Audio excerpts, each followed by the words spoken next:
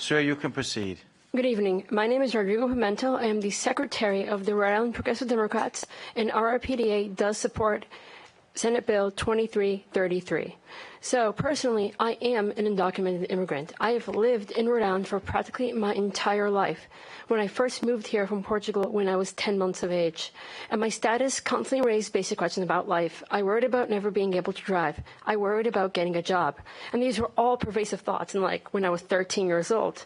And fortunately, in 2012, President Obama's executive action called Deferred Action for Childhood Arrivals allowed me to finally get a driver's license. However, that only benefited less than 1 million people in this nation. And possessing a driver's license, which I have now, a Rhode Island driver's license, has meant everything to me. It gives me a sense of being. It allows me to fully participate in my community. Unfortunately, thousands more are not really allowed in my position. And many undocumented immigrants in Rhode Island are terrified that they will be pulled over while driving to their jobs, homes, or schools, and they deserve a chance to apply for a driver's license. And in reality, immigration creates economic growth. Craig Murray, a former ambassador of the UK, recently stated that if immigration really made countries poor, then the United States would be the poorest country on earth and Germany the second poorest. That is plainly untrue. The reality is immigration creates jobs, it creates revenue, and it creates prosperity for all. For instance, undocumented immigrants have contributed $33.4 million to our state on a yearly basis, according to the Institute for Taxation and Economic Policy. They also create jobs. According to a study from the University of Virginia, it has shown that for every immigrant here, 1.2 new jobs are actually created. The fact is, when an immigrant comes to the U.S., the world becomes a bit richer, the immigrant is more productive, and demand for everyday goods increase. Now, like Senator Bracciotto went into history, I also wish to do that. So when we look back upon history, we see that different groups were marginalized and scapegoated for our nation's problems.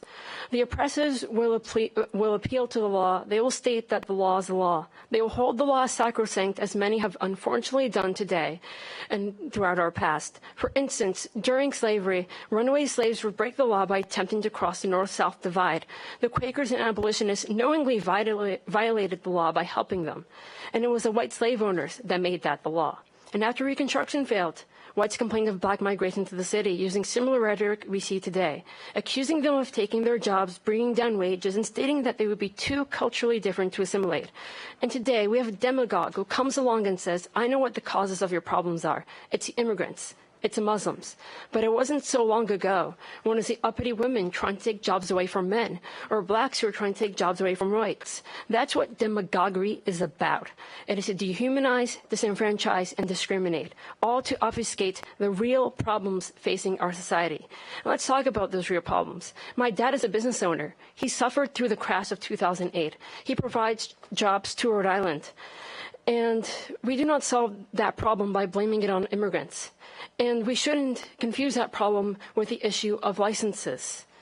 And we should solve that problem by urging the committee today to actually pass this bill. And I strongly believe that Rhode Island should grant driver's licenses for undocumented immigrants, as the legislation requires. The thousands who live in fear only wish to better the lives of their family and children, an unequivocally American value. And that's why, like Senator Nessenbusch said, we should have a vote today, and not just a vote. We should have a roll call vote, so we know who stands on the right side of history, so the names can be heard. Thank you. That concludes my testimony. Thank you. Are there any questions or comments for this witness?